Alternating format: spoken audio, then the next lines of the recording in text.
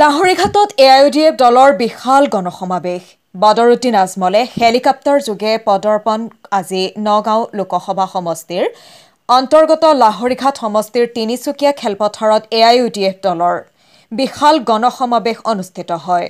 গণসমাৱেশত উপস্থিত থাকে AIUDF দলৰ সভাপতি বদৰুদ্দিন আজমল, নগাঁও লোকসভা সমষ্টিৰ AIUDF দলৰ প্ৰাৰ্থী আমিনুল ইছলামৰ লগতে প্ৰায় ৩০ সহস্ৰাধিক লাহৰীঘাট ভোটাৰ ৰাইজ উপস্থিত থাকে।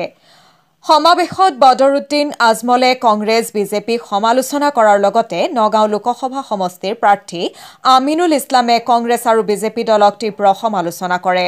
সভাত বদৰুদ্দিন আজমলে লাহৰীঘাটবাসী ৰাইজক আহ্বান জনাই আমিনুল ইছলামক তলা চাবিত ভোট দিয়াৰ বাবে। News desk report AG live. আপোনাৰ ওপৰত মই চাপৰ্ট আছে। আপুনি ভাষণ কৈছিলে যে পিয়ালা বহু আহিছে কিন্তু আপুনি এই বাহাৰু জন্মৰ পৰা যিসকলে 10-5 বছৰ ভিতৰত অহা নাই, 5 বছৰ 10টা ঈদ হৈছে, কোনোদিন অহা নাই। এবাৰ ইলেকশ্যনৰ টাইমত ঈদ হৈছে, সেইকাৰণে পিন্ধি মুছলমানসকলক বুৰ্বক বনাইছে আৰু বুজাই আছে আমি কৰ্ম কৰি আছোঁ। খোলা খুলি ষ্টেজে কৰ্ম কৰোঁ। ভালেই পাওঁ। আজি ভূপেন বৰাই ৰকিবুল হুছেইনে আপোনাৰ ঘূৰিত প্ৰচাৰ চলাইছে আৰু কৈছে যে আপোনাক ঘুগুৰিৰ পৰা বিদায় দিব। কি ক'ব আপুনি? প্ৰত্যুত্তৰ কি দিব? আমি যেতিয়া যাম জমা হৈ আছে মানুহ, ইমান নিচা এই ৰকিবুল হুছেইন চাহাব ইমান নিশ্চয় মানুহ আমি আগে অনা নাই। আমাৰ এটা ৰেকৰ্ড আমি বনাই আছোঁ। মই যেতিয়া ময়দানত যাম এটা প্ৰচাৰ ৰিজাল্ট কি হ'ব ছাৰ? কি আপোনালোকৰ তিনিজন আমাৰ 100% বাকীখিনি কাৰণ বাকী আমি নাজানো পায় যিসকলে মেহনত কৰি বসে।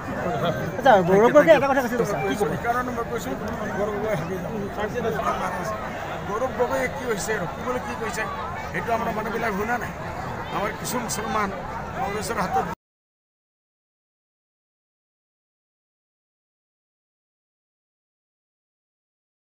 কালি আমাৰ 4টা প্ৰগ্ৰামেই হৈছিল আমাৰ মাননীয় সভাপতি মহোদয়, আৰু আজি 3টা প্ৰগ্ৰাম আমি কৰিলোঁ। আৰু যিটো সঁহাৰি পাই আছোঁ কালিতকৈ আজি আৰু বেছি ভাল হৈ আছে। মানে লাহে লাহে মানুহৰ উৎসাহ উদ্দীপনাটো বাঢ়ি আছে আৰু আমি সম্পূৰ্ণ আশাবাদী এইবাৰ কমেও 7-8 লাখ ভোট আমি ইয়াত ইনশাল্লাহ পাম আৰু কমেও 3-3.5 লাখ ভোটৰ ব্যৱধানত আমি বিজেপিক পৰাস্ত কৰিম।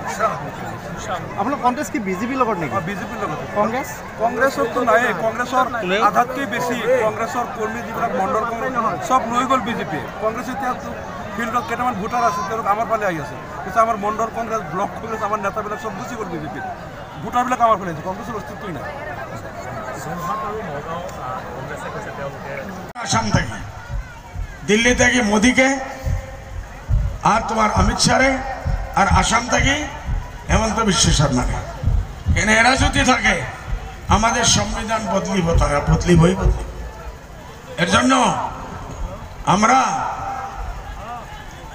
এরারে আগে বদলিব ইনশাআল্লাহ 2026। এর জন্য আমরা দিল্লিতে 3 জন MP পাঠাইতে লাগে, আমরা পাঠাইব ইনশাআল্লাহ। সব জায়গা গিয়ে মেহনত করে ইনশাআল্লাহ। মা বহিনে ঘরে ঘরে গিয়ে মেহনত করবাই না, মা বহিনে হাত উঠাইয়া দেখাও করবাই। মাশাআল্লাহ মাশাআল্লাহ মাশাআল্লাহ। এই দিক থেকে আমার মুরব্বী সাহেবের হাত উঠাইয়া দেখান। মাশাআল্লাহ। নজওয়ান হলে হাত উঠাইয়া দেখাও। বস আর লেকচারের প্রয়োজন আছে নাকি? নাই। জিন্দাবাদ UDF জিন্দাবাদ জিন্দাবাদ জিন্দাবাদ। আরিফ সাহেব জিন্দাবাদ জিন্দাবাদ জিন্দাবাদ। আমিনুল ভাই জিন্দাবাদ জিন্দাবাদ জিন্দাবাদ। আমির শরীফ জিন্দাবাদ জিন্দাবাদ জিন্দাবাদ। ফজলুল ইসলাম সাহেব জিন্দাবাদ জিন্দাবাদ জিন্দাবাদ। আসসালামু আলাইকুম। এই টুপি বানালে প্যানানি চিন্তা করছে। আমরা যে জন্ম থেকে টুপি লিয়ে বানিয়েছি তারা এটা বানিয়েছে। 5 বছরে একদিন ঈদ হয়, আমাদের 2 দিনের ঈদ। 10 বছর বাদে এরা আবার টু হুইলার জন্য যেত না যদি ঈদ হইত আর যদি ইলেকশন হইত। আজিকালি আমার মানুষ বুঝাই আছে নাকি? না আজিকালি আপনার মানুষ বুঝাই আছে নাকি? সুরে না করো, মিডিয়া উঠাইতেছে, আপনারা না করবেন না, মিডিয়া বলবো এরা বুঝায়।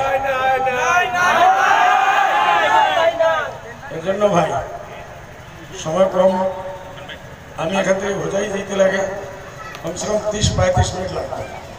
মাগরিব হইলে ল্যান্ডিং করতে পারে হাজি আমিনুল সাহেব আর আমার সিদ্দিক দায় বহুত সুন্দর সুন্দর ভাষণ দিয়েছেন আর আমার আশা আছে আপনারা এই কথার উপরেই হাজি আমিনুলকে ইন পার্লামেন্টের ভিতরে বুঝছেন তো হাজি আমিনুলকে ইন মতলব পার্লামেন্টের ভিতরে আর সুরেশ বড়া আর প্রদ্যুৎ বরদলৈকে আউট ইন করবেন না আউট করবেন বলো তো হাজি আমিনুলকে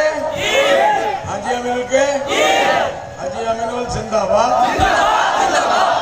হাজি আমিনুল জিন্দাবাদ কালা চাবি জিন্দাবাদ জিন্দাবাদ জিন্দাবাদ UDF জিন্দাবাদ জিন্দাবাদ জিন্দাবাদ খালি আপনারা জিন্দাবাদ বললে হইব না সব মানুষ